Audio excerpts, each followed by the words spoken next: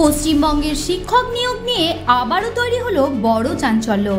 আদালতের এক কঠোর নির্দেশের পরে সকলে এখন একটাই প্রশ্ন করছেন, ঠিক কি প্রকাশ করতে চলেছে এসএসসি? হ্যাঁ, ঠিক এই প্রশ্নের উত্তরেই লুকিয়ে আছে আজকের খবরের সবচেয়ে বড় মোড়।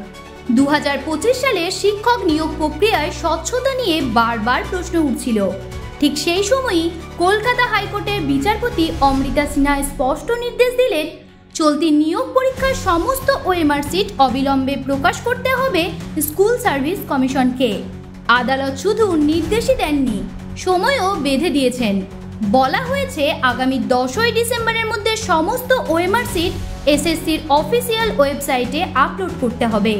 বিচারপতি স্পষ্ট ভাষায় জানান যে নবম, দশম এবং একাদশ, দ্বাদশ এই দুই স্তরের নিয়োগ পরীক্ষার ওএমআর সিটও প্রকাশ করা বাধ্যতামূলক।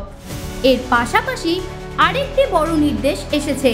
2016 সালের প্যানেলের মেয়াদ শেষ হওয়ার পরেও যারা নিয়োগপত্র পেয়েছেন তাদের সম্পূর্ণ তালিকাও প্রকাশ করতে হবে। বুধবার সুপ্রিম কোর্ট জানিয়েছিল যে এসএসসি সংক্রান্ত সমস্ত মামলা শুনবে কলকাতা হাইকোর্ট। ঠিক তার পরের দিনই বিচারপতি অমৃতা সিনহার বেঞ্চে ওঠে মামলা।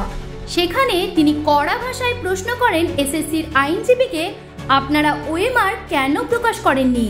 যখন সুপ্রিম কোর্টের নির্দেশে নিয়োগ চলছে, প্রথম দিন থেকেই স্বচ্ছতার সঙ্গে কাজ করা উচিত ছিল, না হলে পরে আরও অনিয়মের অভিযোগ উঠবে।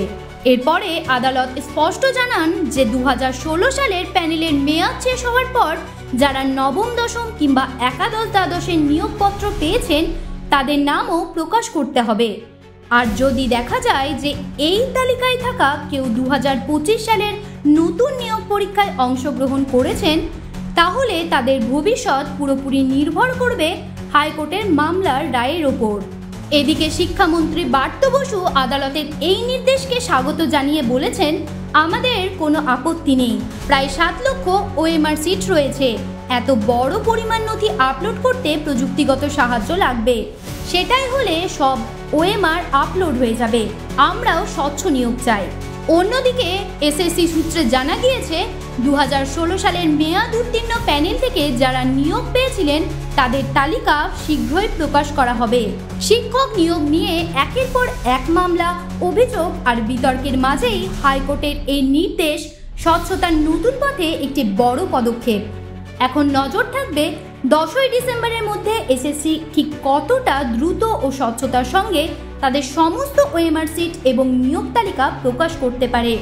জ্যোতি সরকারের report, headlines Kolkata. Ma, there's this new Bengali matrimonial website, BABandhan.in. It's safe, verified and just for us. Really? देर ना करें, आज ही रजिस्टर करें।